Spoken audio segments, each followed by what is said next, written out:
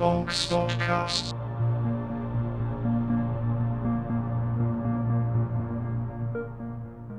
Welcome back to Bonk SpotCast, a podcast about the Bionicle community and its very creative members. Today, I'm talking to two very talented builders, Forge of Artaka, or Forge. Hello. He focuses on building the Bionicle universe with a series of incredible mocks and mobs. And we also have Fritz Mocks, or Fritz. Hey, how's it going? He's got a very unique G1 heavy style with some very cool creations. So how are you guys doing today? Doing good. Just got off work. Happy to be here. Yep. Just got off of work as well, and having a great day. Awesome. Happy to be here. Thanks for having us. Awesome, no worries. It's much later for me, I guess. Different time zones, but where are you guys from? I am from Washington, so the Pacific Northwest, Washington State, and moved away on and off throughout childhood and college, and I've been back here in the Tacoma, Seattle area for the last 6 years now.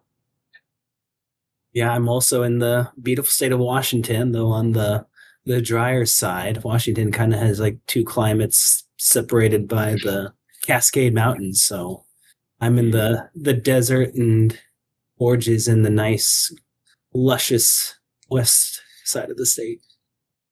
That's cool. I know when I like usually when I do like 2-person episodes, like people already have like a really tight connection. But when I reached out to Fritz to ask if there was anyone he'd want to be like featured with, he said Forge. So like, how do you guys know each other?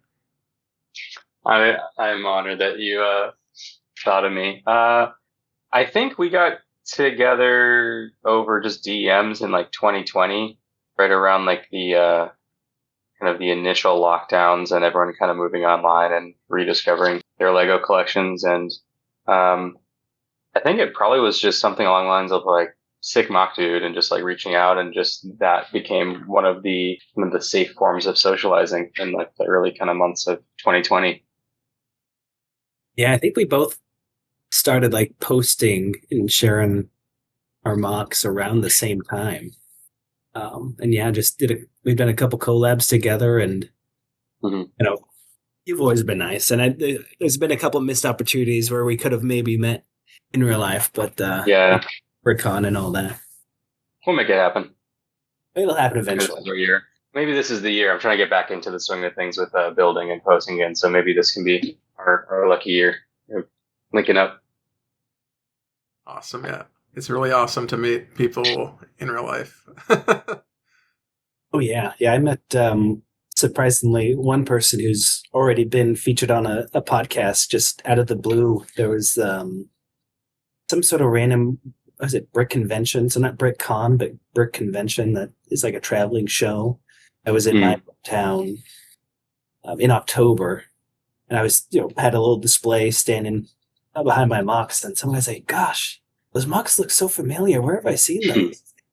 Can you pull up your Instagram? And I pulled it up and showed him. I was like, oh, okay, you're Fritz Mocks. I'm so-and-so. So it's just, nice. It's really nice to meet someone. That was a total, just out of the blue. I was kind of worried someone would see my face and see my Bionicles and, recognize me, but it's the other way around.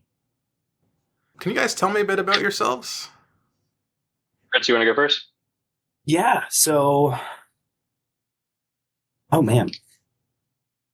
Just a big Bionicle fan that never really grew exactly out of it. Had a bit of a dark age like everybody else, but got back into it right around COVID, again, like most people, and kind of was drawn in with the TTV canon contests. I started getting active in the community right at the tail end of, or in the middle of the Oaxaca contests, and started watching a bunch of the videos and joining Discords to see kind of the discussion around the contest, and even messaging on those boards every now and then. And, started building and watching what other people were doing, and got better and better as took some criticism and throughout the years. So it's just been a lot of fun growing with the community and getting better building just by chatting people. Awesome. People. Yeah.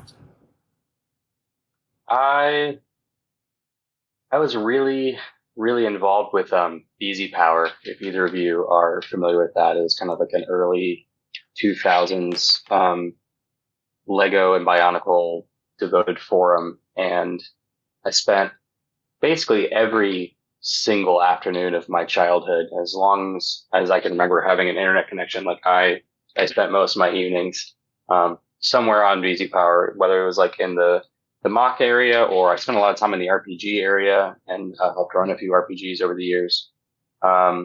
And that was kind of where I found my initial Bionicle community. And then when I graduated high school and into college, kind of fell into like my dark period and left all my Legos back at home. And then it really wasn't until moving back towards home after grad school that I kind of re-inherited all my childhood stuff and offloaded it for my parents. And then it was just sitting in a closet then when COVID hit and we were just all stuck inside. And I was like, man, I could really use some dopamine right now. And I just had a closet full of it. So I just dumped it all out on the apartment floor. I was living alone at the time. And that's just so happened to be when the TTV contest happened and the Artaka contest happened. And that's how kind of the channel was born. And then on like the first week of me starting this like random Lego channel, Christian Faber followed me, and I've been chasing that dragon ever since. And here we are 6 years later. That's awesome. I think that's awesome. It's got to be pretty universal for people, at least for those who were in a dark age, to just like rekindle their love of Lego or Bionicle during COVID. Like that happened to me too. Yeah.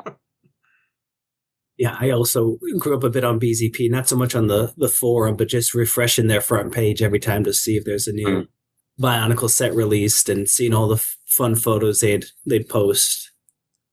It's just a great website. Yeah, truly. I miss it.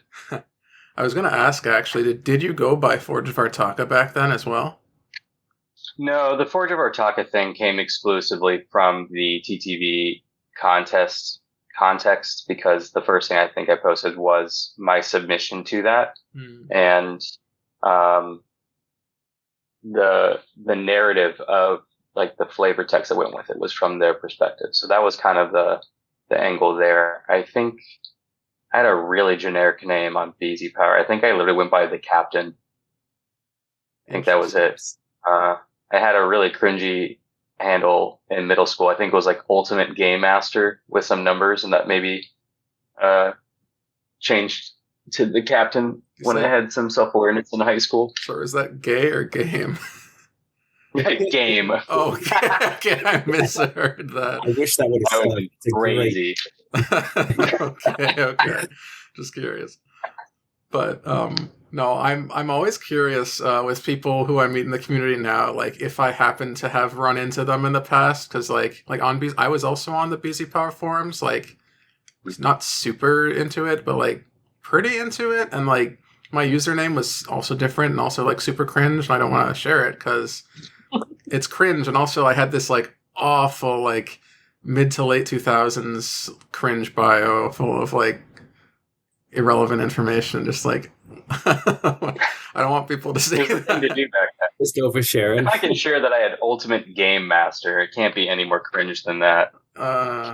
It's very Invader Zim. Let's just say that.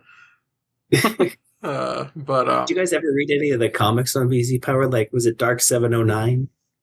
I think that was one of them. Yeah. Yeah, there's a bunch of good ones. Sprite comics were awesome. Yeah, there are a lot of great artists on there. Skeet Okada was one of my favorites. He had a really cool art style. I barely remember what I really did on the forum, to be honest. Other than share really poorly edited wallpapers. That was a vital service to the community. I fondly remember the people who would just like churn out avatars and banners for people. Yeah, mine were from like MS Paint. Yeah, exactly. That's exactly what was going on. Yeah, it's very funny.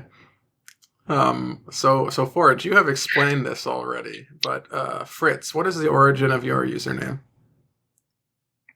Yeah, my name comes from the dog I had growing up, who was a little miniature schnauzer named Fritz, and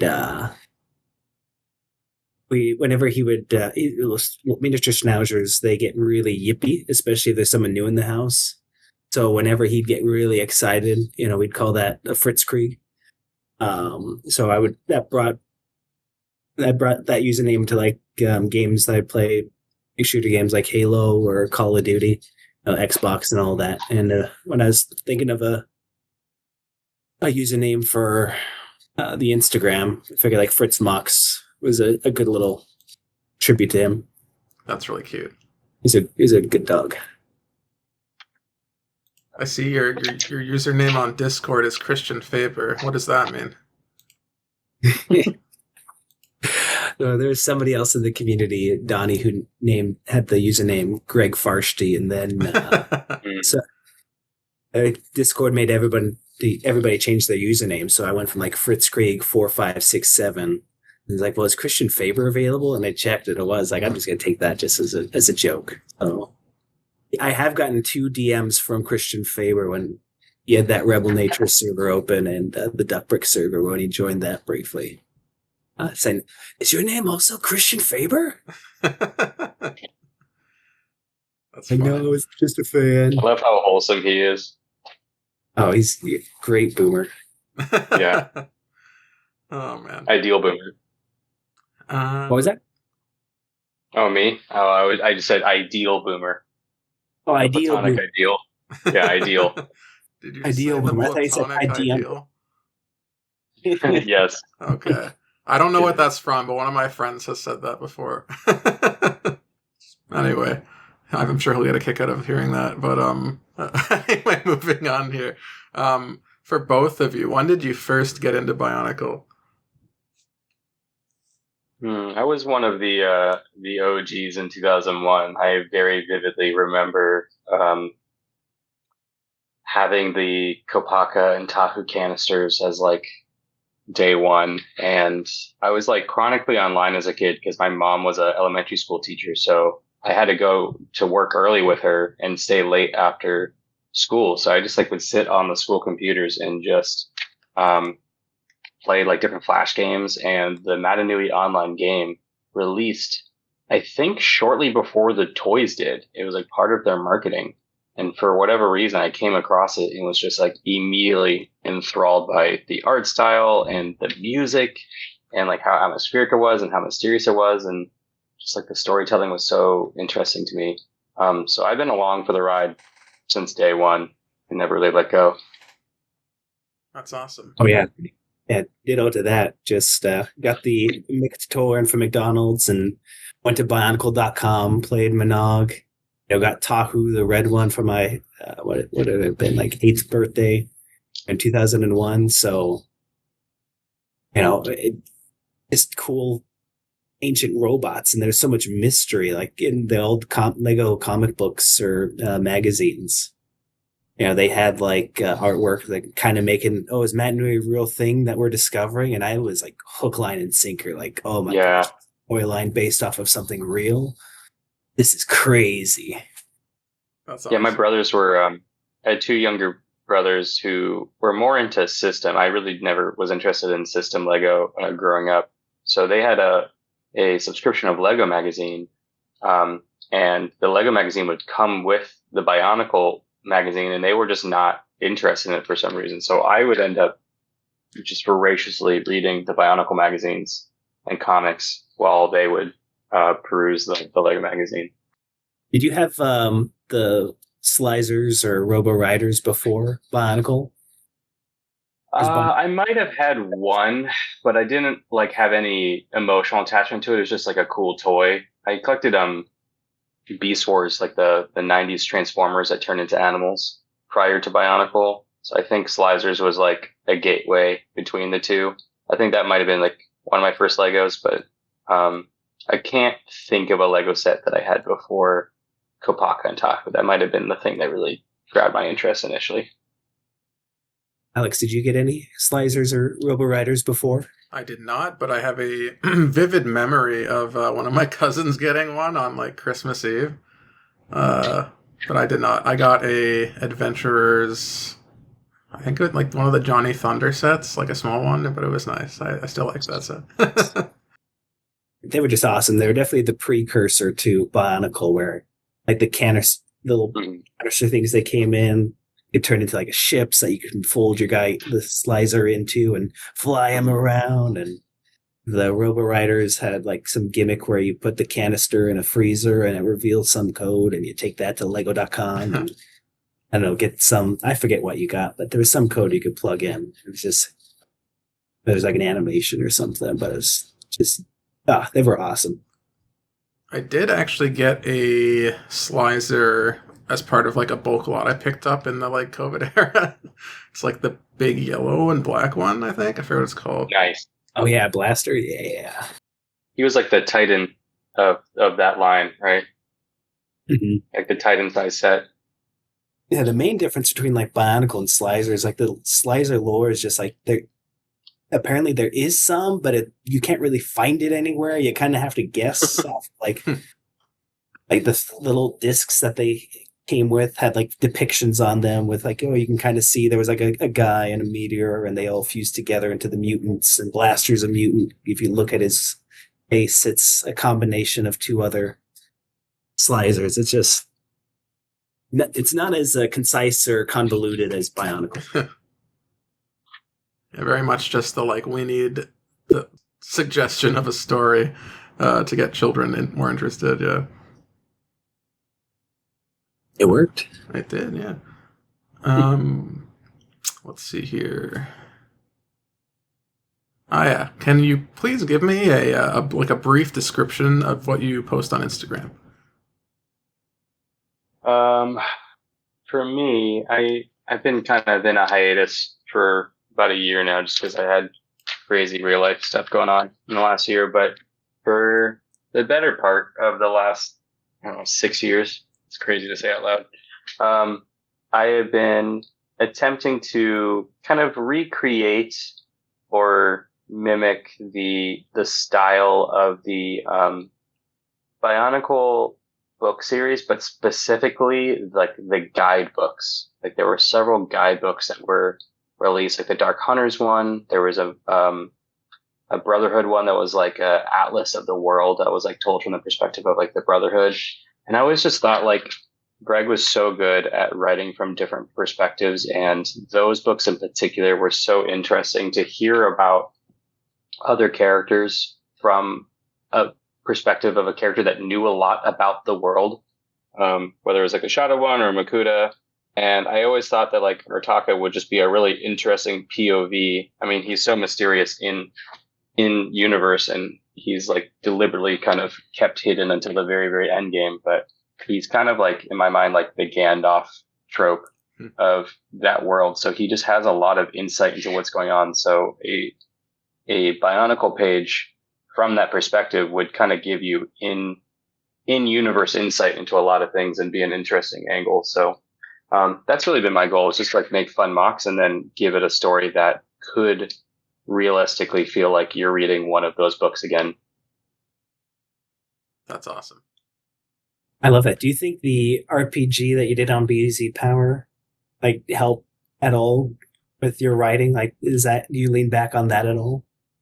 1000%. I think almost all of my writing abilities can be traced back to spending countless hours, specifically like in the RPG space on BZ Power. Like I probably wrote several books worth. Like I was just furiously typing away every single day, like very, very actively involved. That was kind of like my social group for most of my childhood, because my parents were in the military, so we moved around a lot. So like every 3 years, I just kind of had to reset my social life. So that was kind of my consistent base of social operations, which at the time was like kind of isolated. But in hindsight, like I'm so grateful for that experience, because I just had so much fun in that space and so much experience writing that now, like whether it's nonfiction or fiction, like I just have so much confidence in writing and take so much joy in it. And it's like my favorite part of posting is not necessarily the sharing of the mock, which I really enjoy, but just the creative challenge of like, okay, I had no plan other than to post this. Now just using these photos, I'm going to try to craft something that is equally as interesting as the mock itself. And hopefully someone is either picking up that or picking up the mock, or maybe both. But I just really enjoy the writing process and definitely attribute that to the BZ Power experience. That's awesome. Awesome. Do you use that to your day to day as well with what you're currently doing for employment? Yeah, I think so. So I'm a public high school teacher, and that job is definitely just rapid fire creative problem solving all the time. And a lot of it is like making documents or making engaging slide decks that are like very visually stimulating or like tell a story compellingly or communicate information very clearly. So I think like writing is so it's like multi-purpose. Like being a good writer can help you be a lot of things. And I really encourage people to like practice writing as something that not only is like just good for the soul, but like it really is practical in almost every single field you could possibly imagine. Just being able to clearly communicate an idea is a really powerful gift that I don't think people appreciate enough. Awesome, I agree. I mean, there's a reason why people wrote diaries for years and years and years. It's a helpful exercise. Yeah. That's really sweet. Like, I studied writing technically. Like, I studied journalism. Nice. But I find like nonfiction writing like way easier than fiction. Fiction is like something else. So if you're good at that and like, you know, that's awesome. I'm jealous. They're very different. Yeah. It's a totally different sport. Absolutely. Fritz, how about you? What do you post on your Instagram? Oh man, I think you nailed it at the beginning. We're just a lot of heavy G1 vibe mocks. I'm not a CCBS hater, not as much as Maxilla. Oh, Maxilla. Inside joke. Don't worry about it. Yeah, that guy's gross. He wants the criticism. Well, you know, he wants like slander. Anyways, he wants people to hate him. Go on. But yeah, a lot are contest based. I love competition. I love contests. I think it brings out the best in most people and maybe the worst in others. But a lot of collab entries and trying to right now, with a lot of the contests wrapping up, is just kind of branched to my own little fictional bionicle universe and been working on set. I've got like 2-3 mocks been working on for too long just to kind of get some OCs out. But you know how it is with a lot of the times is you start with, you know, 2-3 pieces and then the next thing you know, you're going to do a simple Toa build and now he's about the size of Rutaka. It's like, okay, I did not mean it for this thing to get as big as it is, but you know, you're liking the vision, so you just got to go with it. A lot of G1 esque mocks is how I would describe it. Used to have a little thing on my thing that said G1 only parts, but I've got a couple like half axle pin, like 2-length pieces that someone told me was technically G2. So that's okay. The forbidden fruit must be tasted. It's funny you mentioned the like Toa builds getting giant because that used to happen to me a lot. But it's fun to figure it out anyway. When you guys are making mocks, how long do they tend to take? Boy, part of the reason I haven't been posting as much is that I kind of bit off more than I could chew, and I've just been sitting on probably 6 to 10 works in progresses that are just way too big and just scattered all over the place. And I try, when I'm at my most productive, I try to find like a really simple frame that I can just kind of swap out colors and personalize and just churn out stuff. But every time I try to do like a really big, original, ambitious thing, I just grind to a halt. And I've been sitting on an Umber revamp for probably 2-3 months at least.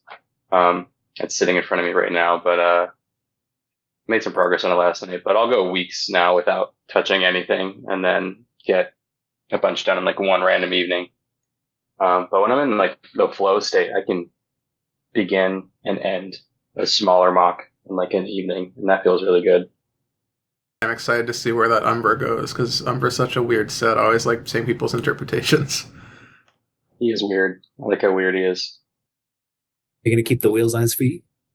I want to. It's a stability issue. I'm trying to. I'm saving that for last. I'm doing everything but the wheels, and then I'm going to see if I can just completely swap out the feet and somehow get the wheels to work. But we'll see. I think with your last few posts was diving into the multiverse. Is that kind of why they're getting bigger? You're doing bigger Titan multiversal mocks? Yes, yeah, that was also part of like a bit too much off. I had a very, very ambitious series planned of like basically making mocks from like different universes, like having like Metroid inspired mocks and Legend of Zelda inspired mocks and like Transformers mocks. And a lot of them I completed. A lot of them are just like ideas on paper. A lot of them are like half started. And I'm still trying to get to a place where I can execute that vision. But I basically removed myself from like the very narrow lane of like, all right, I'm just going to adapt and modify like existing lore. And the moment I stepped into like, all right, I can just do anything in this like multiversal playground, I completely lost the plot and just went off on way too many little side projects and kind of ground the whole process to a halt. That's a lot like the Disney Marvel right now, right? That's why they're just wrapping Totally. up Doomsday or something like that. You just need to have Yes, your I can relate to that. Doomsday. Just wrap it up. Yes, that's the goal. I'm working towards it. What was the question again? Yeah. How long do you typically spend on a mock? Oh, that's right. It varies. Like on the project, my most recent post was that little Matoran dude for the Bionicle Ignition contest. And that maybe took like 2-3 hours spread out in 7 days. My building right now is pretty sporadic just with work and family life. So, I maybe only have like 20 or 30 minutes of uninterrupted building before something comes up, and then I got put it down, clean up, and get back to what you were doing. And then like I've got 2 other projects that have taken probably the guys that are getting bigger than expected. Those have been like a work in progress for 6 months or so. But then, it varies on the project. There's a collab I'm working on, and within an hour I have just about everything finished except for maybe 2 or 3 parts that I may need to part out. But it definitely varies. I got in a flow state and I just didn't want to interrupt it. So it depends on the vision and the mock and size. I'd say average, it's like maybe 7 days, but not 7 days straight. 7 days of 20 minutes here or there. Ah, okay. That's cool. Ooh. Can I share that in the thing? Or Yeah, sure. Awesome. Oh, heck yeah. Forge's Umbra looks amazing. Yeah, that is awesome. No wheels yet, but he's got a tricky color scheme. Oh, for sure. I mean, there are some wheels there. They just don't look like they spin down there. Yeah. Yeah. Those for friction? And just to keep them up? Yep. This is using that Mitch builds frame that he shared for his Karzani build, and I thought that was a really, really sick build. So my Artaka revamp and Karzani revamp that I posted most recently are using that frame. So this is the third and final use of that frame that I was trying to get through before moving on to new stuff. And I got stuck on this one for a while. I guess is this the same frame for the Artaka you did? Yes. Yeah, same frame. Okay. Yeah, because that's kind of your whole bit with why your first Artaka looked the same way, is because Umbra and Artaka, Karzani were all built around the same time, right? Yes, that's exactly why. Yeah, and in my head, and probably my head alone, they are brothers, and no one can tell me otherwise. But there's no actual evidence of that other than they were made at the same time by the same people. But that's what I pictured. Yeah, I like that. Maybe Artaka just got a little extra special attention, which is why he won at the end. Sure. Let's see. Oh yeah, how involved in the Bionicle community are you? Fritz, you want to take that one first? Yeah, I'll take that one first. I used to be fairly active. I helped a lot with the Duck Bricks contest. How involved with that was probably too much, but it was in a lot of the Discords, active in there, but left a lot of those about a year and a half ago, just spending too much time on Discord, and now I'm mostly just in the private server here and there, with those Duck Bricks contests also wrapping up, not helping with that. And I'd love to see some more contests pop up, like that Ignition contest. I think, contests for building and character creation is just exciting and brings out a lot in the community. But I'm not as active as I used to be, and I think that's for the best. That's fair. How about you, Forge? I was definitely very actively involved as a kid in like the RPG space and the mock contest space on Easy Power, and like ran a few RPGs. So just in like that space, I felt very involved. And then as an adult, the Forge of Artaka thing kind of just took on a life of its own. I don't know how involved I can claim to be with that, but it felt like that account was made at a really ideal time when a lot of people were coming kind of back to the fandom in the early 2020 year. So I felt like I kind of made that account at just like a good time, and a lot of people were making accounts, and it felt fun to kind of be on the ground during that resurgence. I also was running that Travels of Takua account. Oh, cool. I don't know if you guys are familiar with that one, but that was also me. And then I would love to host more contests. I had a lot of fun hosting last year, and that was kind of my last hurrah before going into hiatus. But I really would love to host at least 2 more contests. I would love to do like an archives themed contest, and possibly make it combiner themed, where you have to combine the pieces of 2 or more sets and only use those pieces. I think would be really fun. And then I think a Prisoners of the Pit would be really fun. Like just make your own like ne'er-do-well that's just like locked up down there, little freak. And I think that would be a really fun open-ended contest as well.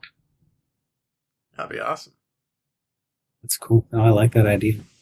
The free-for-all contests are always the best. Like that way you're not locked down. It has to be, white with blue and lightning effect or whatever. It's just like, hey, just make a funny little dude and make it cool. Absolutely. Yeah.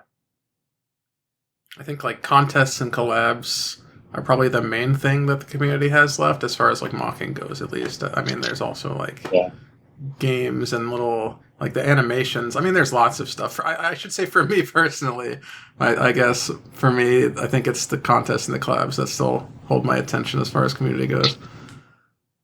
There's some really cool work being done in the community with animation in particular. Let me pull up one. There's this one that I was following recently, and I'm just blown away by the quality. Yeah, his account name is Renaissance VFX, and he has been making the most incredible, completely original CGI like mockumentary, documentary style Bionicle videos. It's very much like Matanui online game coded. But like the effects are, no offense to Miramax, but like so above and beyond like the Miramax Bionicle movie, and it's just like really well written. The effects are phenomenal. Looks like a professional team did it, and it's just one person. I would highly recommend people check this out. It's Renaissance VFX, and they're just doing really, really cool stuff in animation and Bionicle right now. That stuff is amazing. Mm-hmm. Yeah, I love the almost like what is that?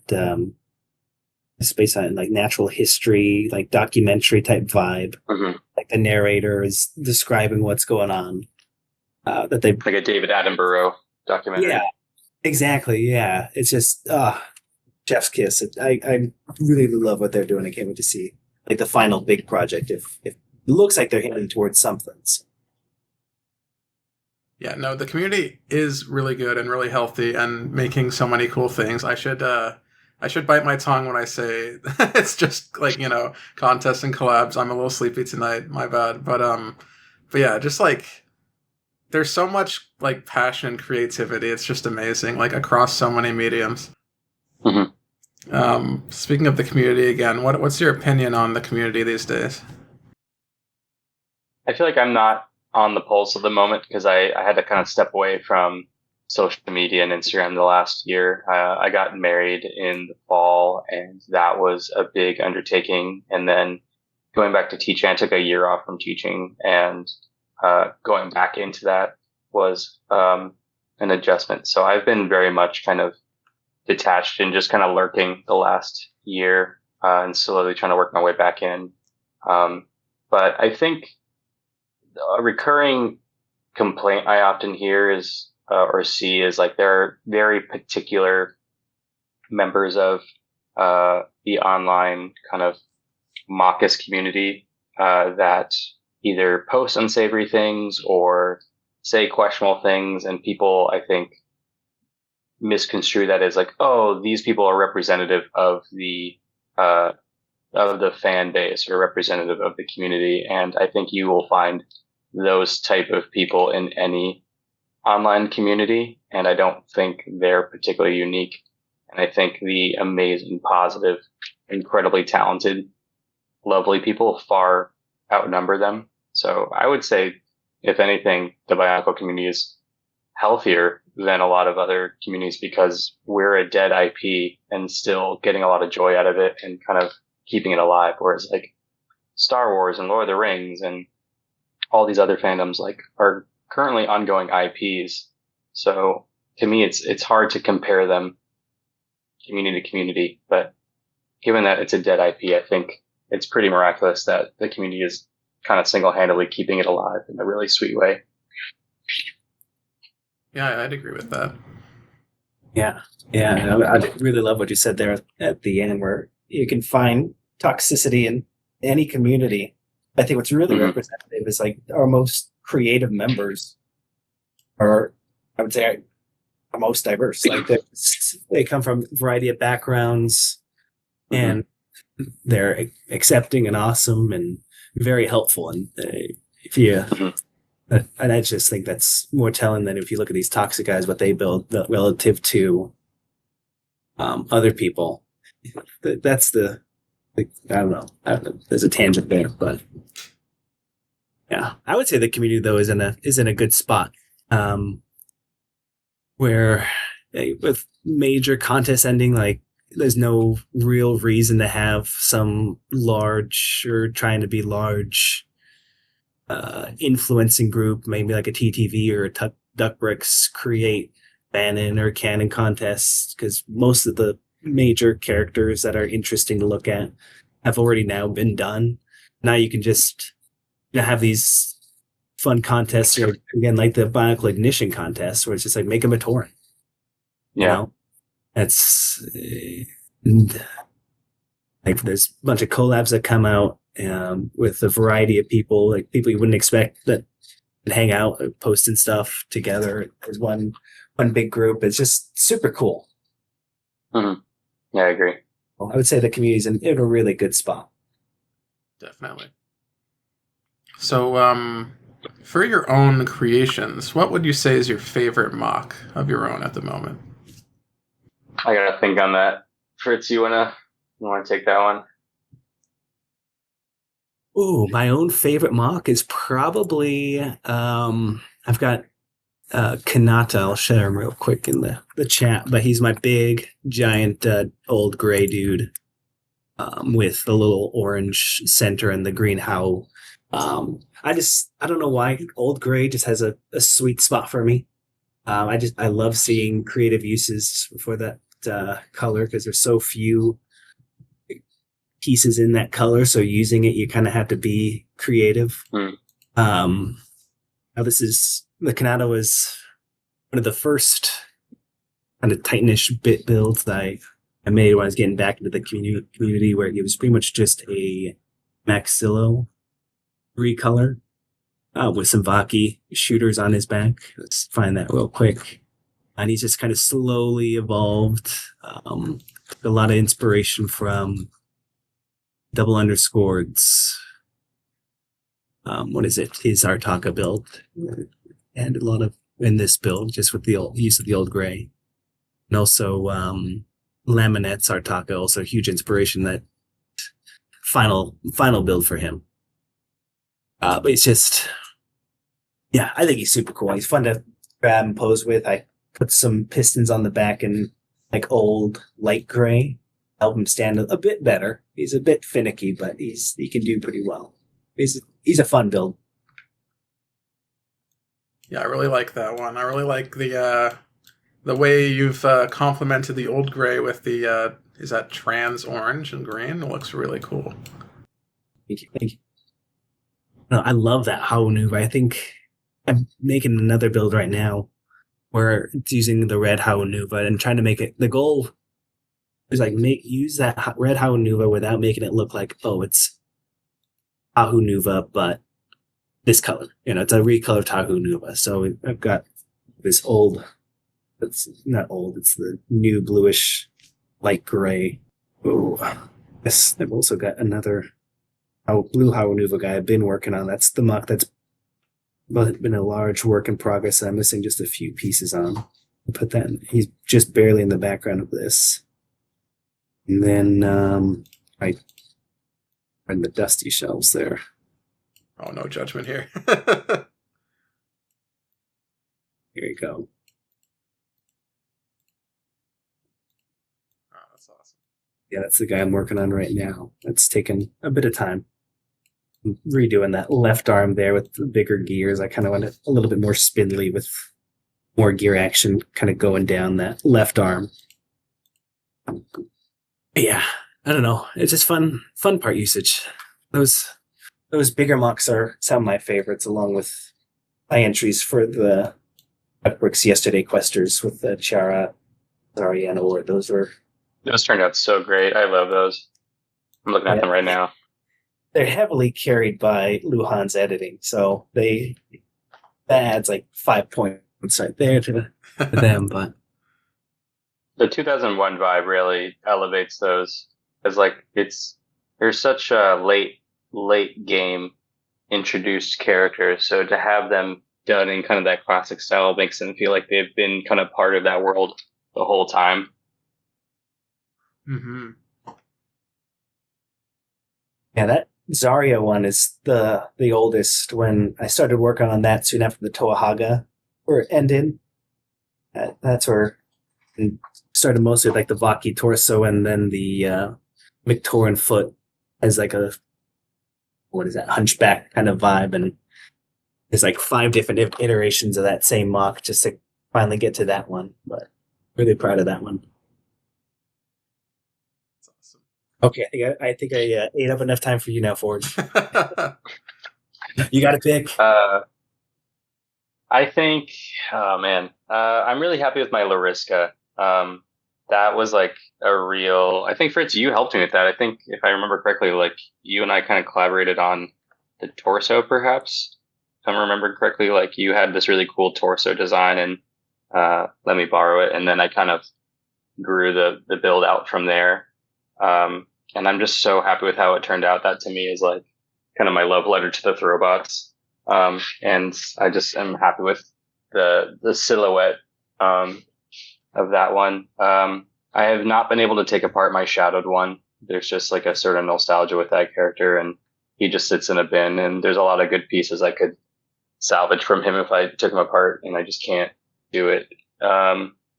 He's kind of just like a revamp of an existing thing. I'm probably most proud of my Paraka revamps, because all of those were, I think that was my first attempt to just do a revamp from scratch and not take like an existing frame and kind of flesh it out more. And I put a lot of love and attention and time into each one of those so that they all were very unique. And then just as individual mock, I think my favorite is when I was doing that Matoran run.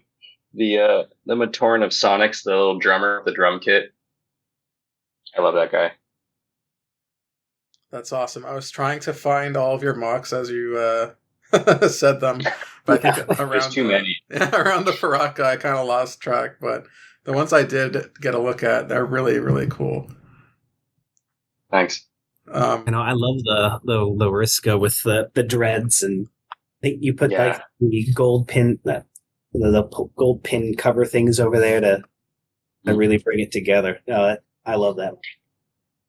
Yeah, the robot arm is really cool. Like I love the use of the katana as like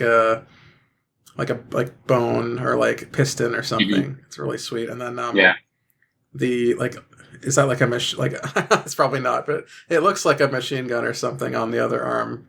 What were you going for there? On the shoulder.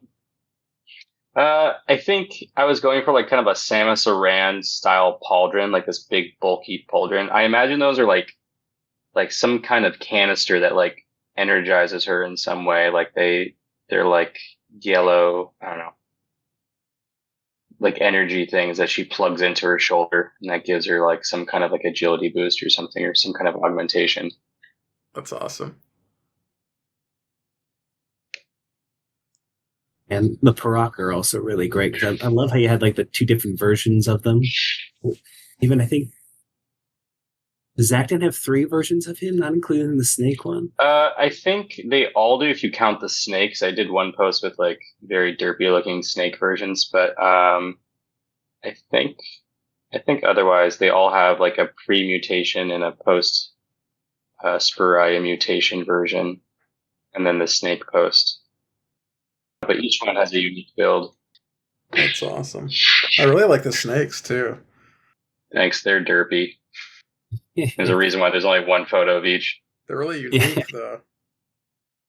I'm trying to do something similar with the Baraki. I have post-pit and pre-pit mocks all built out. I built out a whole 2007 era run, and then I made the mistake of trying to do that multiverse series before posting that and really shot myself on the foot. And I've actually been sitting on dozens and dozens of posts that just are sitting there because I really wanted to get this multiverse story out first so that I could go straight from 07 to 08 and just like keep that momentum until the end of the series.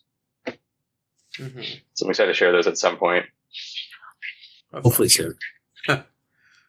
Hopefully this year. The goal is this year. Sweet. They exist. No, it's funny with the Lariska, and I had that one little mock that inspired that torso, and then with your Lariska inspired me. It's like, oh, I could use that for my Lariska. Why not? So I took that guy apart, and they have the same torso, even the same slicer head, but they don't look all that much similar. So even though they both kind of have the same roots, so that's the fun part with building. Yeah. Speaking of mocks, what are some mocks from others that you've been liking recently? Or at any time? You're gonna ask. I forgot to have something preloaded. So many. Yeah, I pull up my. Oh, I really like all the time. Right now, G. Bailey 46. He had a whole revamped series that I really enjoyed, where he did a lot. Most recently, was the Torquata, and then the 01 Rahi. And the 01 Rahi also have their own, they keep most of their same functions that they had, but they're just a lot more built, and they use more modern pieces. They look a little more animalistic than just Technic beams together. He's done a really, really good job. He's even got my favorite pairing, Kongu, and that Kahu bird that you get to ride with on the Minog. Yeah, his Rahi are really, really cool. Yeah, and it's a cool Matoran build. So yeah, I'm really liking what he's doing right now. Those are the things that stick out to me right now. Especially like the kata, the just these two hulking dudes, which he kind of has captured that multi-torso build without being too bulky. It's like it's a little bit more what was I say, like a V shape, but it's still like in a believable buff big guy way. I don't know. Mm-hmm. They look great. Yeah, I feel like when you ask like the kind of like a health read on the community, like I don't know if the mocks have ever been as good as they currently are. Like there have just been so many bangers. I've just been like lurking the last year, and like shout out to Bra Ionicals. I hope I'm pronouncing that right, but I think he is like mockist of the last year. His shaping and parts usage is just so inspiring and so incredible. And every single post he does, I'm like, I would never have thought to use those pieces that way. And he just makes it look so effortless. He's not really in the Bionicle space at all, but Ransom Fern and what he's doing with alternative builds is beyond impressive. And I really hope Lego's paying attention and offers him a job, because what he's doing with the alternative builds with system sets is incredible. Who else? There's so many good ones. Jafa is always doing phenomenal stuff. His Miyazaki inspired and Silksong inspired stuff has been phenomenal. But I could literally go on. I've been favoriting so many mocks lately, and I'm going through them right now. And there's just an endless amount. Beef Spud Gun. He's done a really good job. He's got some really good Which ones. one? Beef Spud Gun. He's got this, like his front one is front mock that's pinned is this beautiful Mask of Life mock that's kind of got nice animals and trees, plant life on it. It's just plus the tubes for mechanic machinery and all that. It's a wonderful, wonderful splice. Nice. Yeah, Beef's awesome. He won the Halloween contest from that episode. I'm looking at his post, and he did not even share the gassy slug. So if you're listening to this right now, shame on you. You got to post that thing. For real. Now on your Instagram. At Bonk Spotlight. Be sure to do that. Give me some engagement. Yeah. But anyway, Forge, you had mentioned Bra Ionicals. I actually interviewed him as well in a previous episode. Excellent. So maybe you can listen to that. And I did ask him how he pronounces it, and he says it's Bryonicals. Wait, Bryonicals? Like Brian? Yeah, like Bryonicals. No way. Bryonicals. Okay. Yeah, that guy is incredible. I will never pronounce it that way. I almost, in my head, it's always Bryonicals. Yeah, we'll say Bryonicals in a group, and somebody like, who? Yeah, exactly. Everyone knows exactly who you're talking about. And then Ransom Fern, I totally agree on them. They have awesome mocks, like as you said, like recreations and like combinations of sets. I actually built their like they rebuilt the gift with purchase Tahu set and a Ghost Rider motorcycle into a Exo toy. I built that ages ago. I have it right next to me right now. I have the same thing. It's so cool. It's incredible what he's done. I deliberately waited to build my Soundwave until he released his most recent revamp. Yeah, I have a Bumblebee set, and I like that it transforms, but the one they've made is so tempting. It looks so cool. I would say it's worth it. I've built it. It's incredible. Good to know. It's really sturdy. That's good. Yeah, because like, I don't know, you always wonder with like fan builds, but yeah, like the Exoto was super quality, so maybe someday. If you could choose any builder to create a MOV of one of your mocks, who would you choose? Ooh. That's tough for me because my two favorite creators have pretty much already made myself mock. Forge and Trick Mocks both already did.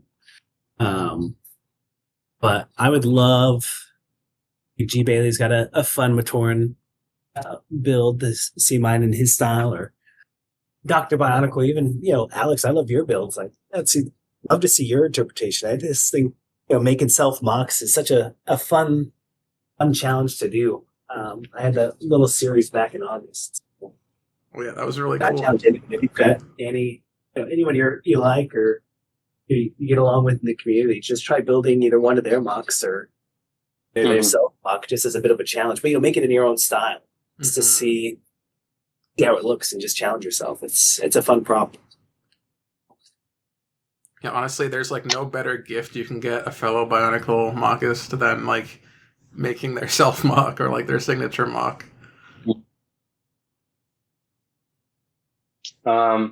Yeah, I was really chuffed, Fritz, when you made my self mock. That was very much my BZ Power kind of era identity. That was really cool to see. I would say Bionic Forge is someone who I love their character work. They make these just really unique, organic looking, just amazing parts usage characters. I think that would be really cool to see them take on any of my mocks. I think, who else? I had someone else in mind. Oh, there's just so many. I don't know what mock he would do, but anything that Eclipse Color does blows my mind. And anything that he makes is just straight out of Bloodborne, and I love it. But I really like what Bionic Forge is doing. And Brandon builds also phenomenal mockist, and has just been, he already started off amazing, but I just over the last couple of years, like you could really see his growth as a builder, and like he's just doing some incredible stuff that's just so satisfying. That's awesome. As always, if you're listening, you know what to do. Have you guys been in any collabs recently or in the last couple of years that you want to highlight?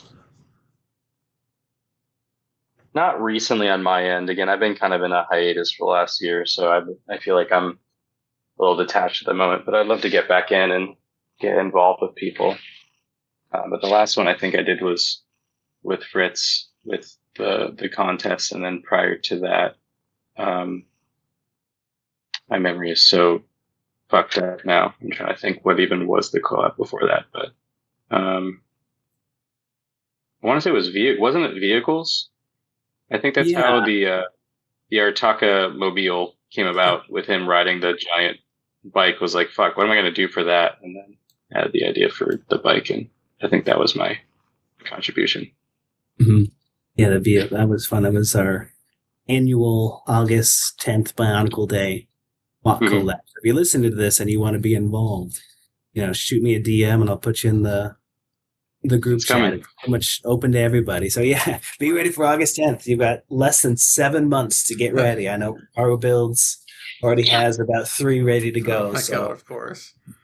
They do a great job. But yeah, no, I love the 810 collab. I mean, that started off, I think like 2021, 2022 maybe, where I wanted to do something for Bionicle Day, and I also really wanted to be involved in a collab because you'd see a bunch of these incredible builders do some massive work together where like the mocks are edited in the same photo. There's like Antoka one like years ago. I was just like, gosh, I wish people would invite me to a collab to work with. Well, why don't I just do it on my own? Just message people that I like. So I got Forge and Rick Mox and some other great builders, and I've got a whole list of them I want to shout out eventually. But yeah, I love the 810 collab. We try to do things that are based mostly around like that year. It's like this year it's going to be Voya Nui Matoran based. Last year was Hortica. Last year I dropped the ball a little bit, so that's my bad. There was very few Hortica builds last year. The year before that was the vehicle one.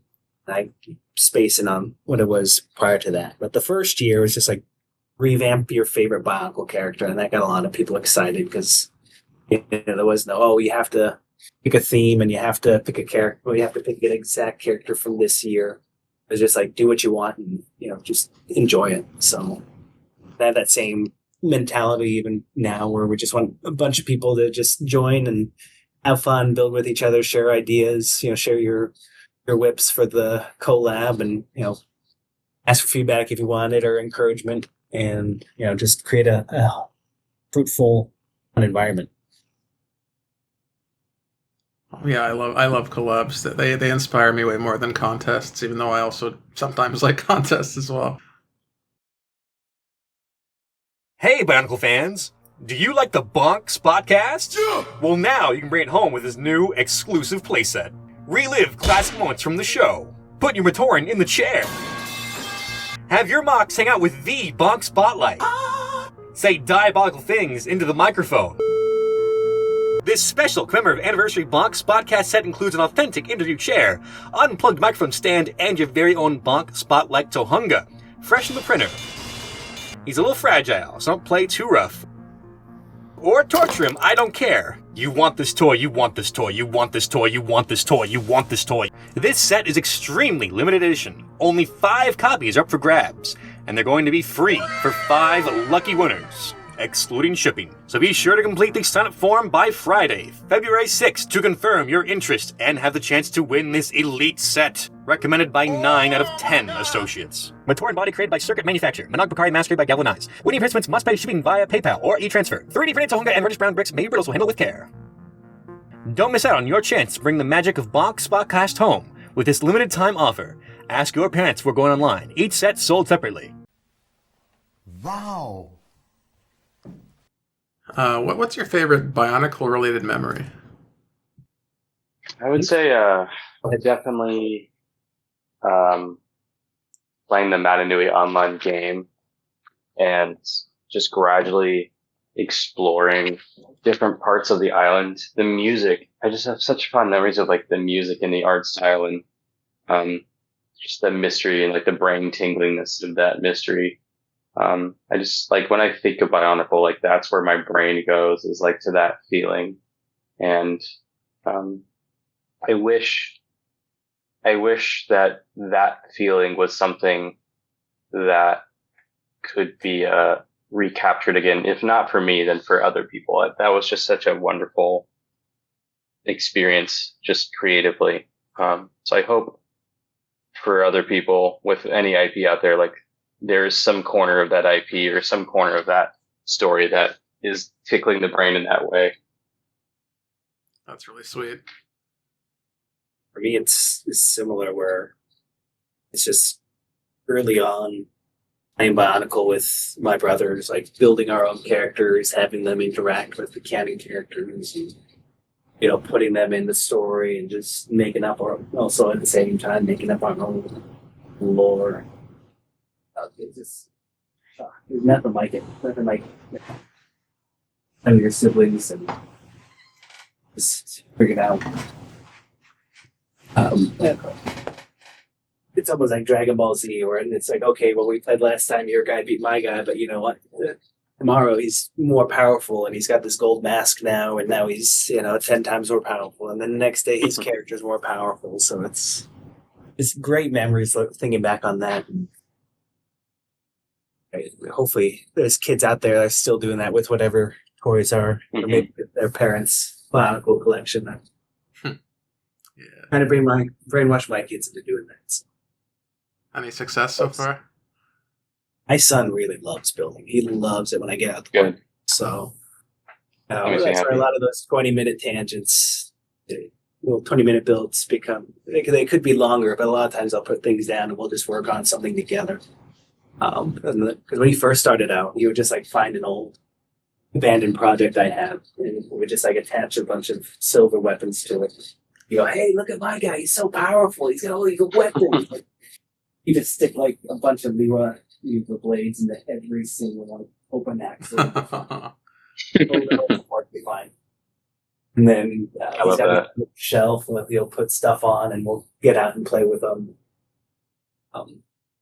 We'll also get out and play with them, and he put them all on my little photo set a couple times. Saying, hey, take a photo. So you'll see that I do that with my stuff. So there's still little Bionicle fans out there.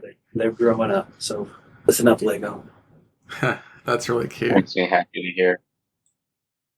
I vividly remember like even being as young as like middle school and like early high school, like having the conscious thought of like, I'm going to save these and keep these safe so that when I have a future child, I can pull these out and like experience this again from like their perspective. And like, I'm having so much joy. Like I want someone else to experience this joy too. And I'm going to hold on to these so that someone else in the future can get joy from them. I don't currently have kids, but that definitely is one of the reasons I intend to keep my collection. It's just so that someone else can get joy from it in the future at some point. That's awesome. Now, Forge, did you say you were a teacher? Yeah, I teach English and history at high school level. Oh, okay, high school. Okay. Yeah. I thought it was elementary for a second. I was going to ask if you ever found an excuse to bring Bionicles to your classes, but oh man, if only I would be unstoppable as an elementary school teacher with Bionicles. But no, it's high school is I could bring in a whole tub of Lego and maybe one kid would be interested. They're pretty sucked into their phones or other things, yeah. But I would love to find some way to incorporate Lego into project-based learning. Like I've always had this idea of getting a big tub of just like random system pieces, and in like my world history class, like when we're learning about architecture from like a particular time period, like having them try to recreate a particular style of architecture with the available pieces. And I actually recently found a hookup for bulk pieces, so I actually might look into that in the future. But it's hard, it's expensive. You got to manage it. It's just a lot of things to manage. For sure, would be very cool though. Yeah, I'd like to try it at some point.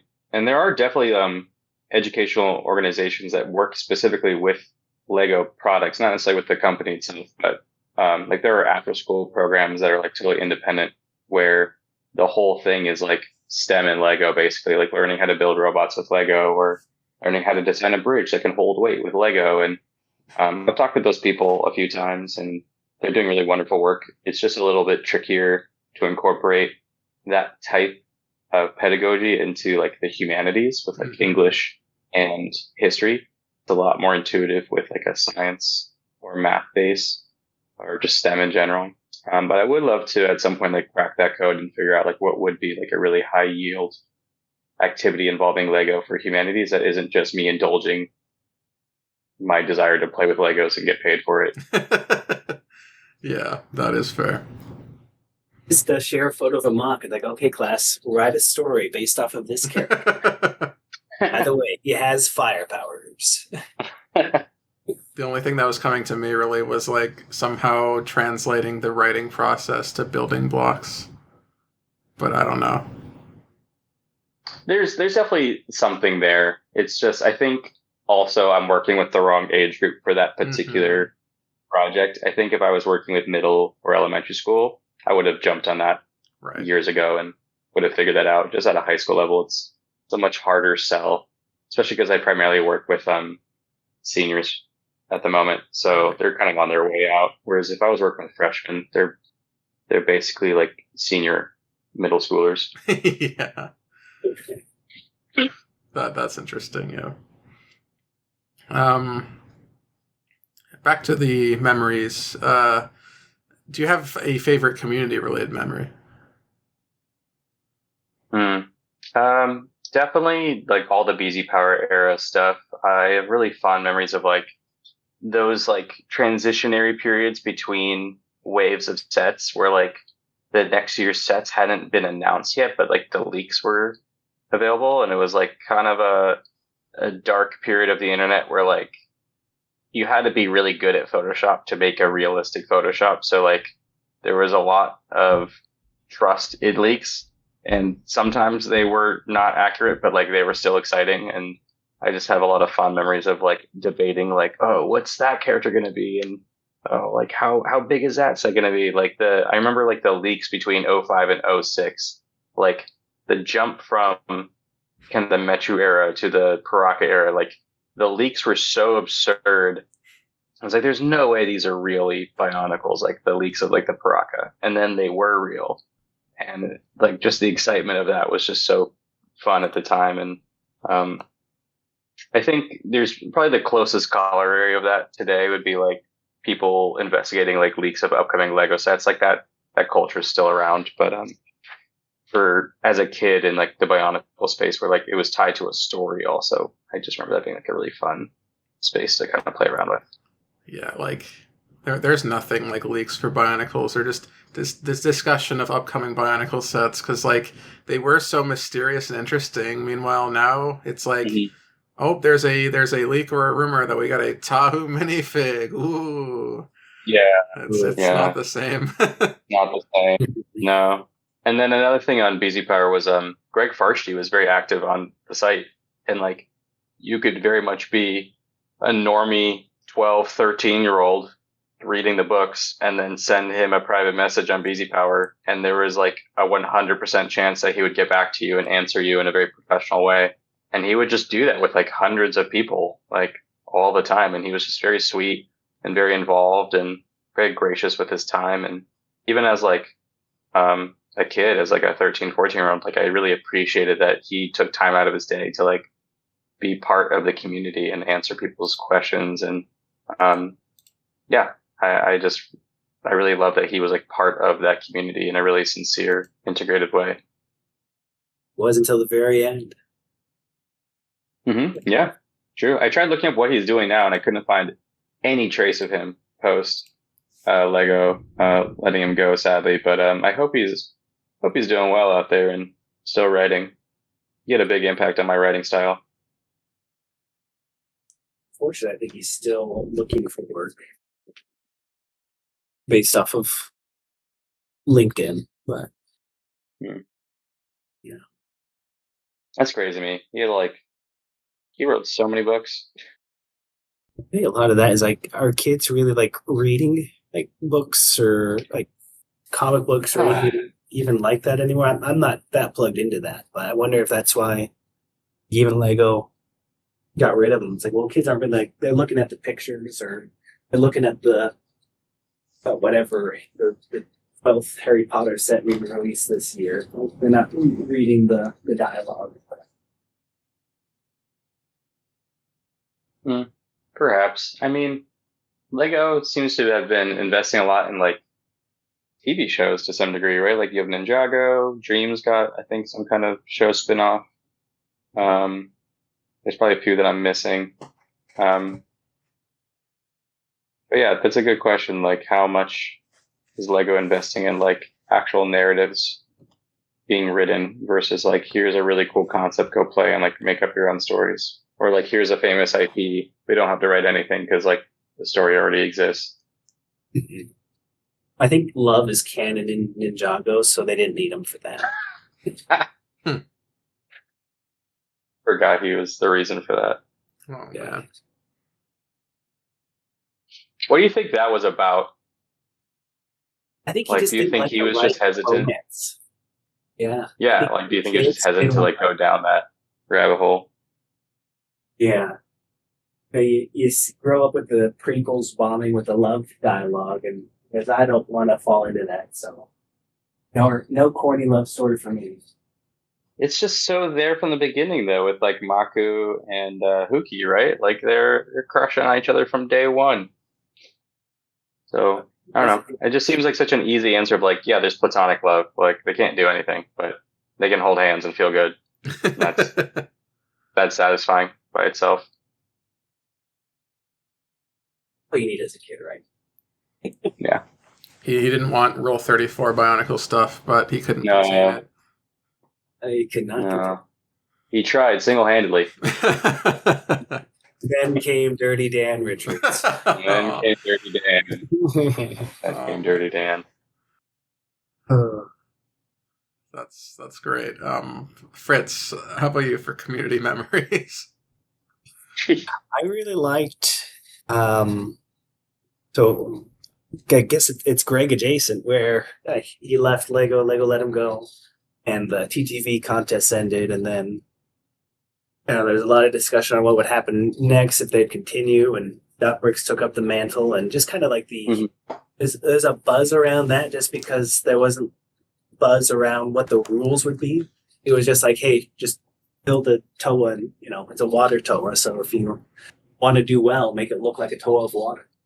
And we're not going to have our discussions about, if the blades are the barbed swords are going to point one way or the other. It's just build a toa, share it wherever you want, post a link here, and we'll let the fans decide on what to yet look like and not get bogged down with the rules and discussions. So, and then like when the finals came out, and there are so many just incredible finals and great characters throughout, from the prelims to the semis. So I think there's like over 200 entries into that contest alone, which a lot of people already had. Incredible.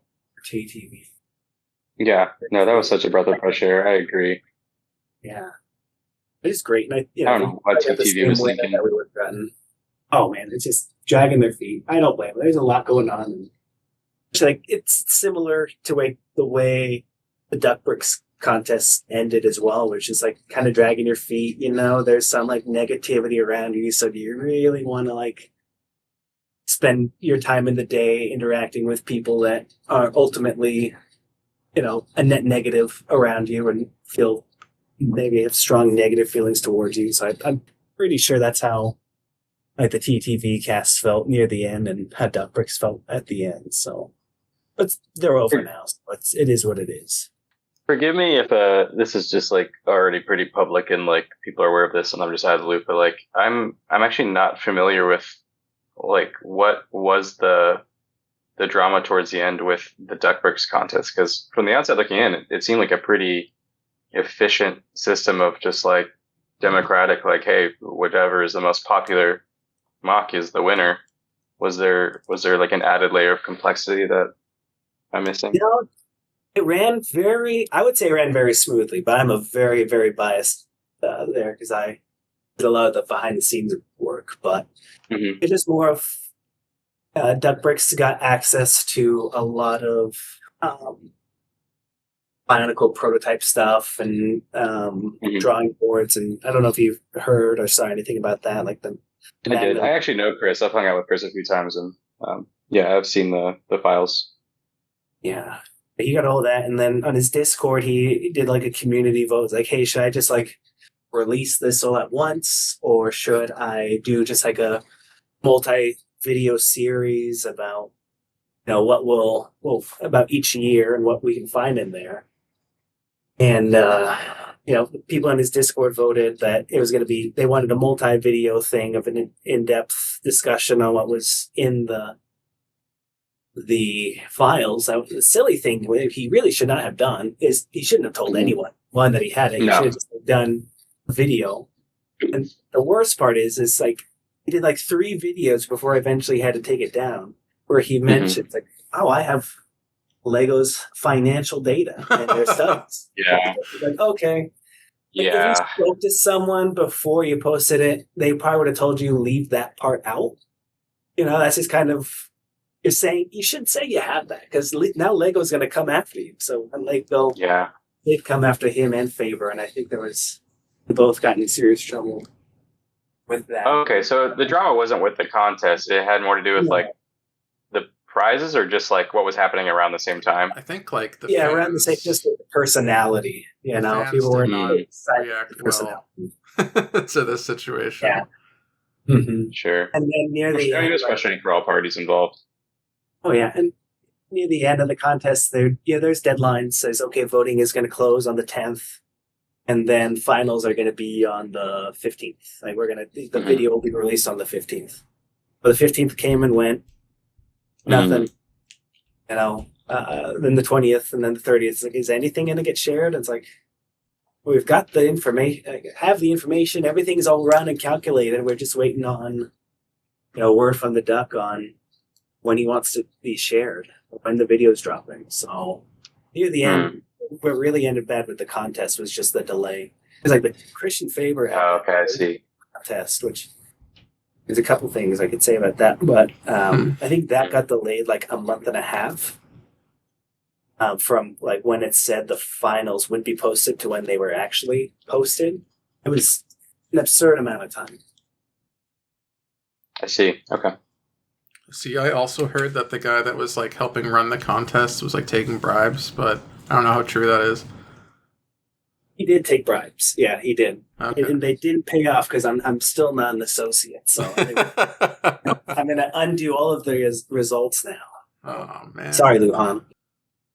But no, it was just kind of a combination of factors that caused at the end of the Duck Bricks contest. I think he essentially just got kind of tired of Bionicle fans and wanted to take some space from the community, I guess. Maybe. He's also like the busiest person alive. Oh yeah. It's also I don't know how he stays awake. Business and the contest videos, Bionicle videos, they always did poorly. So it's like, why am I? Is it, it's a passion project. Sure. Yeah. True. I don't know. But yeah, he's just busy. Like I watched that interview he did with you, and I think he did one with like Wombat Combat. Yes, he did. The passion he had back then, how much fun he was having, and then at some point, I think it was mostly the reaction, the blowback to the Magna Leaks. Like something just kind of changed where he just decided, I think I'm done with this, which, is a shame. But at the same time, I think he's at a good spot regardless. Sure.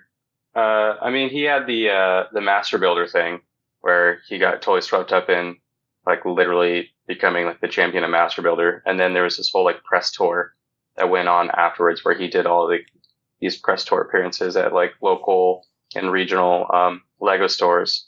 And then he started his startup, the Nui startup. So he's just been like go for the last 3 years on top of the Duck Bricks success with the channel. Yeah. So I think it was just a confluence of things, just like anything else.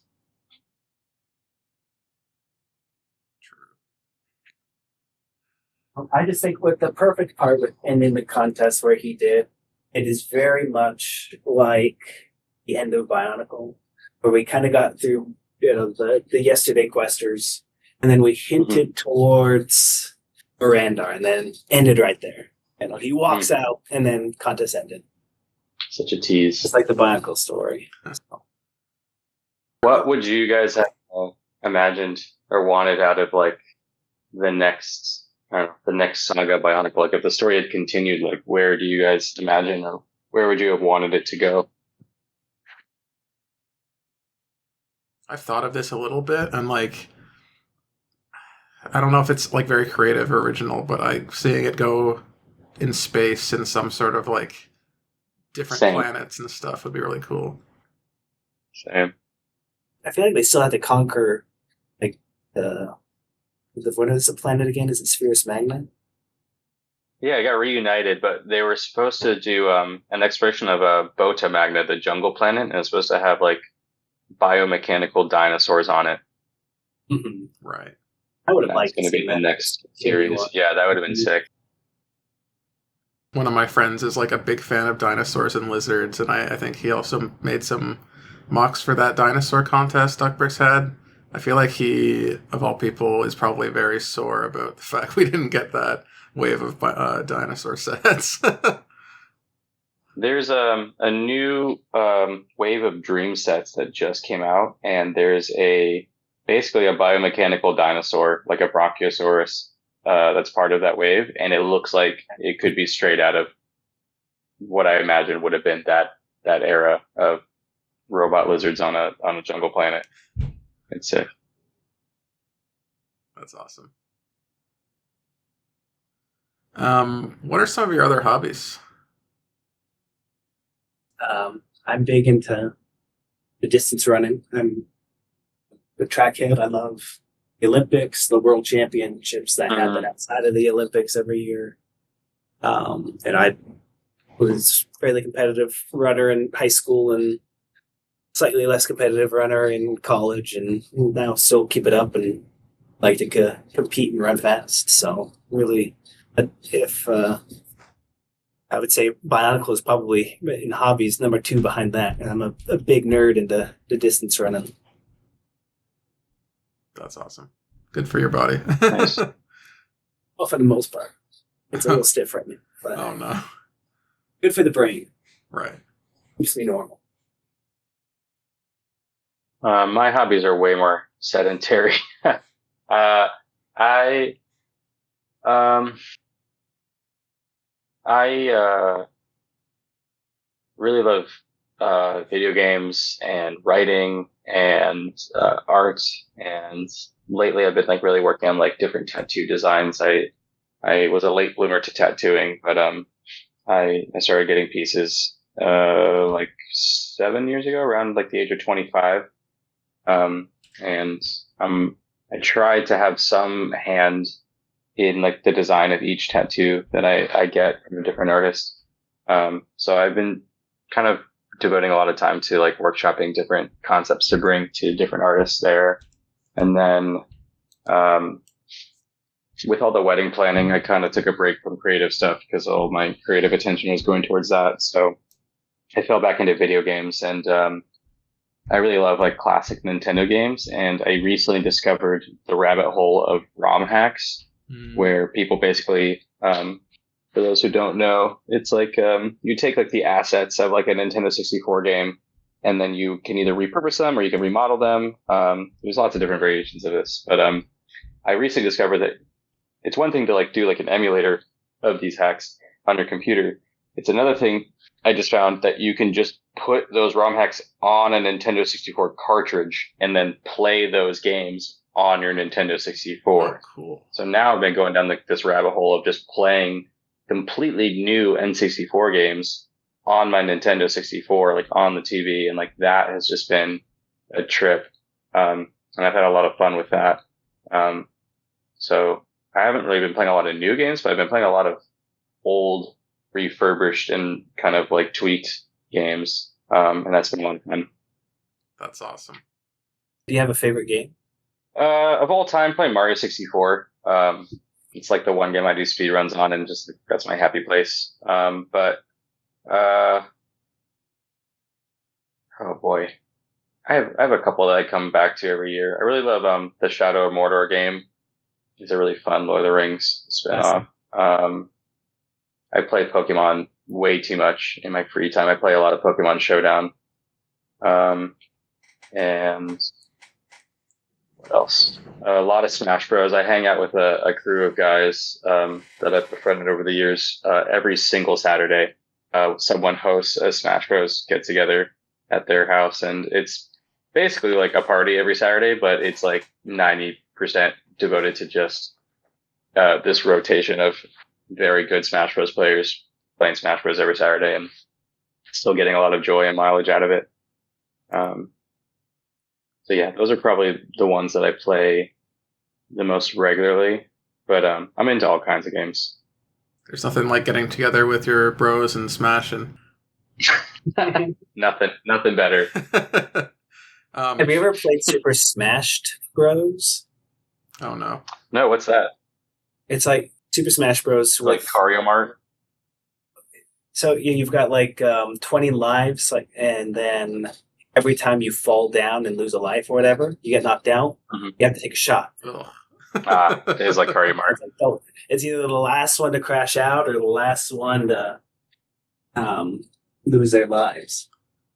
What's Cario Mart? 'Cause I played a drinking game with Mario, but I don't know if it's the same one.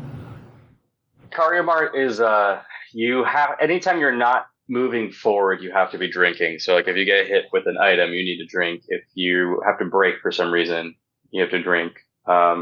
If you're waiting to go at the very start, you should be drinking. So like the only time you're not drinking is if you are literally moving forward.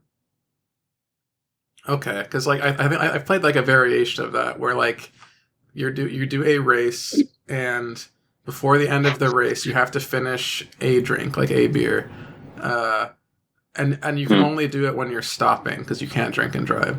So you can like chug your beer at the start of the game and then start driving, or you can like take little pit stops and like drink during those. I don't drink That's anymore, but like when I did, that was a bad game. Yes, yeah, that was always a bad time. We were playing that game in college. Oh my god, yeah. I was gonna ask, do you have a favorite tattoo of the ones you've gotten so far? Oh boy. I have 7 at the moment. I would say, oh man, I have a manatee on my thigh named Bob, and I love him. He's great.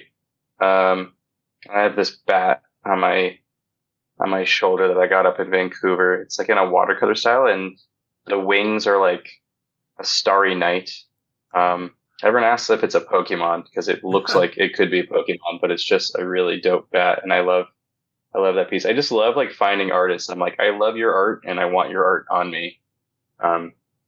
So anytime I find an artist that like I'm just like wowed by the art, I'm just really, really honored to have a piece of their work with me all the time.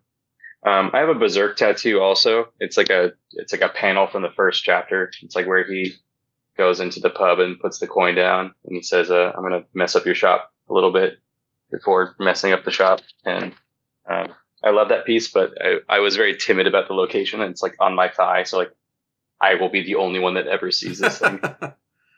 That's good. You had me scared when you said first chapter. It's like, hope you don't mean the horse. No, oh my God, can you imagine? Yeah. Yeah, but I loved reading as a kid, and I took a long break from reading for fun after like college and grad school kind of burned me out. And Berserk a few years ago, like three summers ago, I finally read Berserk on my phone, and I couldn't put it down. And that got me back into reading. And now I've read like a dozen or more books since then. And that's been like one of the highlights since, has just been getting back into reading and really enjoying that. That's awesome. So that was a honorary thank you. Thank you, Berserk, for getting me back into reading tattoo. Nice. Moving along, are there any other community members or Bionicle people you'd be interested in hearing on the podcast in the future? Ooh, I would love to hear from like Student Scissors. Ooh, good choice. Thoughts behind his builds. Kodiak Captures would be a good one. He's a good guy. I think it's Iliad. I think she'd be a good guest. I don't know. I don't think Iliad has an Instagram. Oh, do you mean Ilya? Ilya? Right. In the Minecraft server. Okay, yeah. Yeah. I've just been calling her Iliad, my bad. Oh, she has a Instagram. It's not active. It's called Kanohi Faxon. That's right. Yeah. You'd have to forgive me if any of these are people who you've already interviewed. Again, I've been kind of out of the loop. But definitely loaf builds. Would love to hear how their brain works, because their mocks are absolutely incredible consistently and have been for years. Eclipse Collar, I would love to hear how their brain works too. They fascinate me. Who else? Dane with No Name. They do just incredible Bionicle photography. I don't know if you're familiar with their page, but they have just been so diligent about like every single week putting out incredible photos that look like they are like lifted straight from the comics, and like they're just really beautifully shot, and like really just recaptures like the magic of those early years. And I'm sure they're a great person. I throw Galvanize in there also. Oh yeah. Oh, Galvin does a great job with amazing mocks and amazing mask models. That would be a great get. Yeah. And then maybe, I don't know if you've already interviewed them, but Ben Cossey. I just like listening to his voice. He's such a pleasant, upbeat person. I actually have interviewed Ben. He's a really nice dude. Yeah. That's great. That's about all I had for questions for you. Do you have any questions for me? I do have some for both of you guys, if you'd like. Boy. Sure. Here we go. Oh, I think you touched on this a little bit when you're talking about your shadowed one, but how do you guys have your mocks displayed? Do you have them like quartered in a guest room or in the living room? Are they on the mantle? Mine's pretty Frankenstein's lab at the moment. It's pretty appalling here. I'm gonna give you guys a an exclusive peek. Give me a second. But basically, I have a bookshelf. Basically, in my apartment that I share with my now lovely wife, I have like little thematic Legos strewn about that are very like tastefully hidden, like behind like a plant or something, or in a bookshelf. So I do have a few sets, but no mocks that are like out, unless it's like an alt build or something. And then in like my kind of work area in our office, I have basically commandeered an entire closet, and it is just nightmare fuel to anyone without or with OCD. But basically, I have all of my mocks that I want to keep in bins because there is nowhere to display them. So I just have like 5 or 6 bins just full of mocks from over the years that either need to be photographed still, or I have like some kind of nostalgia with. And then the other side of the closet is just like all these pieces organized. And then I have like all these whips laying around, and it's just all over the place. So.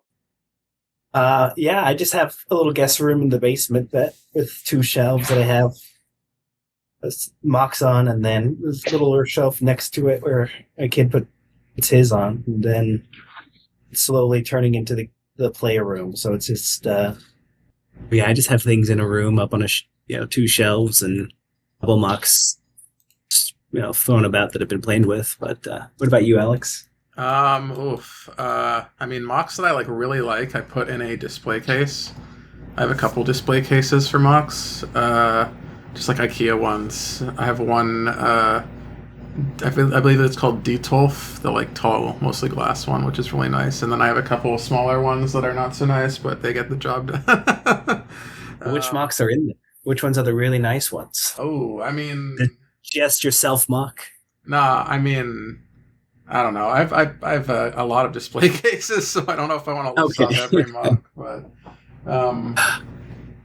and then I just have like some on top of this display cases. Sometimes they pile up on my little hobby desk to the side of my like computer desk, and then depending on the mock, they'll kind of just float around the house depending on what my mood or whatever. Yeah. But I'm somewhat messy. I don't know. Definitely like works in progress are kind of piled up sometimes. It's controlled chaos. The stranger looks in, they Exactly. just a mess. So you know exactly where everything is. Exactly. And don't touch That's how I justify it. it. Awesome. Oh, let me see. I think I all my nightmare fuel. This would also be interesting. How often do you guys have to cannibalize like your builds? Like where it's like, okay, I need like this yellow bow rock panel for another mock, so I'm just gonna rip it from under. Like I used to have to do that like in 2020 when I first kind of started building. Basically every mock series had to be deconstructed, so I had enough pieces to make the next one. And another reason why I kind of slowed down building over the last year is that I have a local Lego store that I visit all the time, and every time I see pieces that I'm like, oh, I would love to use that on the mock, like I'll snag bags of them, and I just literally ran out of space. So now I have all of the pieces I could possibly want, and just I can barely even open the drawers now. They're so flush. So now I've just run out of space for like whips, and that's WIPS, not WHIPS. And the pieces are like, I have to like struggle to even get the bins out. So I've kind of bit off more than I can chew, and I've been struggling to reorganize the space so that it works in my favor rather than against. That's really interesting because I know when you started, like you mentioned, didn't you mostly just have like a skeleton, and then each build or the series was just kind of based off that skeleton. Like I think the Cuda mocks were all the same skeleton with different pieces. Yes, they were. Yeah. Oh, but now you don't really have to do that. No, now I don't have to do that. But now, as a result, I take so much more time because I'm trying to be more original with each build and be more custom. And it ends up just elongating the process. And I probably should go back to I just find a really good frame and work around that. What about you, Alex? Um, quite often, honestly. Like, I'm pretty I'm pretty ruthless with my mocks. Like, if I build something and I'm not like a super duper fan of it, I will like cannibalize it like within the span of the next mock if I like need to. um, the only thing that's really changed my habits is like starting to like display at conventions, which is the only thing I started doing last year. Because then like if I build a mock that I really like and want to display, I'll leave it intact and I'll just deal with it or order replacement parts or something. But like usually I try to like just build with what I have. Like I know some people will like plan their build and then do like a bricklink order for like each build, and I'm like, that's crazy to me. Like if I still do bricklink, but like I do it where I'll like look for one particular thing or like restocking on like bars or something, and then I'll go into that shop and like see if they have any interesting pieces that I would want, things that I like don't have, or like other basics I'd want to restock on, and then buy it that way. So it's usually just like buying parts that are interesting and I don't have. So otherwise, I will deconstruct my mocks as I started getting more organized with like more organizing bins and stuff. I'll do like nights where I'll just like have all my organizers out, and I'll just like systematically scrap a bunch of mocks that I don't care for anymore, just so I can like restore my bins and like get a lot of those pieces back. But yeah, to answer your question, yeah, pretty often, unless I really like the mock. That's funny. I did that just last week, right? I sat down and I put the thing on the TV and I just took apart a bunch of old mocks that's like never saw the light of day. They were just in like a bookshelf, well, not even a bookshelf, an old clothes drawer where I put whips in, and there's a bunch of whips in there that just were not going to get finished. It's like, okay, there's no hope. Let's start something scratch, something new. You know, Forge, I was not thinking of the other kind of whips until you mentioned it. And now when Fritz says he's got a drawer full of whips, that's all I can think of. I know, you got to clarify. Oh, that's funny. Did you have any other questions, Fritz? A couple abstract ones. Oh my god. I guess one directly for Forge. One directly for Forge. Okay. Do you have a favorite series that you've written so far, or least favorite? Ooh. Favorite. Oh man, let me think. Again, I've been like so out of the loop this last year. I'm really trying to get back into the groove of things. I would say that Tahoe time travel series early on that I did, that was like based off of the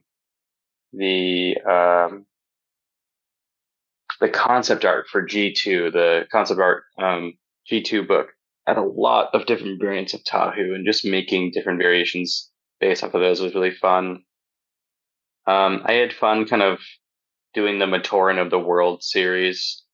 That was kind of a fun playbox. I think I enjoy most the recreating of moments from the actual lore, because I can kind of feel the nostalgia in the comments more so in those areas. Like when I'm posting like an OC or like some more like original storytelling, like that's fun for me. But seeing people like really respond, like I remember like when I posted the Anika revamps, which were not particularly sophisticated mocks. They were like very, very basic augmentations of like the existing sets, but people were just so hyped in the comments just to see those characters again. And like, it was fun kind of reliving those moments of the story with people. So I'm really looking forward to doing that, hopefully again with the 2007 stuff. I have all the Toamari built out. I have all the Baraki built out. I have the pieces assembled for a really cool Nocturne revamp. I have some cool ideas for Maxlow. So I'm looking forward to kind of going back in that direction. I don't know if that answered your question. Least favorite, the one that I attempted to start in late 2024 with the multiverse idea, and it completely ground everything to a halt because I bit off more than I could chew. I sent a picture of my desk, and there was like half of a General Grievous there. That thing has been a work in progress for 2 years, and I cannot for the life of me figure out the legs in a satisfying way. But it's stuff like that that kind of ground me to a halt. If I had stayed in the Bionicle lane, I think everything would be moving along fine. The moment I was like, I'm going to make a really cool Star Wars subplot and like Metroid subplot, it just went off the rails creatively. But I'm determined. I'm going to make it work. That's awesome. Now, if you had unhelpful advice, Yes. this is a half joke. But start over. Oh man. You're right. You're right. That would be the most practical thing. I'm trying to get this Umbra done, and I have this like really anal OCD thing of like when I post, it has to be in threes. And one reason why I haven't posted in a while, like I have tons of posts lined up that I could just be posting stuff all the time, but I have to have 3 posts in a row. They're like thematically connected, just so that visually when I'm scrolling through my own page, like they sit together in a way that is satisfying to me. And I've been stuck on this Umbra, and I really want it to sit next to the Artaka and the Karzani revamp I have posted like in October. And that's the only reason I haven't posted again, is like I just need that next post to be thematically connected to the previous 2. And that's a me problem. Once I can get over that hump, then I can pick different trios that are more easily pushed out. That's awesome. I'm excited to see those finished up. They look great. Thanks. I'm excited to share the stuff I got. I'm sitting on a lot of cool stuff I'd love to share.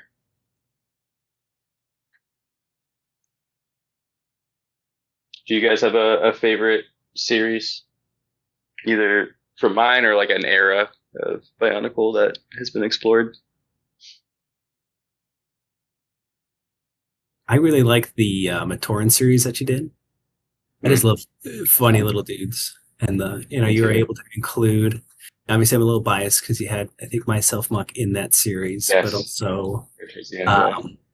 what is it? The what is it? Creative Mechanics is Yeah. I really like. Yeah. I love those comic books, and they were being worked on, but and that was good. And along with the Paraka one that we mentioned earlier, those are 2 of my favorites. Do you mean from like a story or like design perspective? Either. I'm not a big story person. You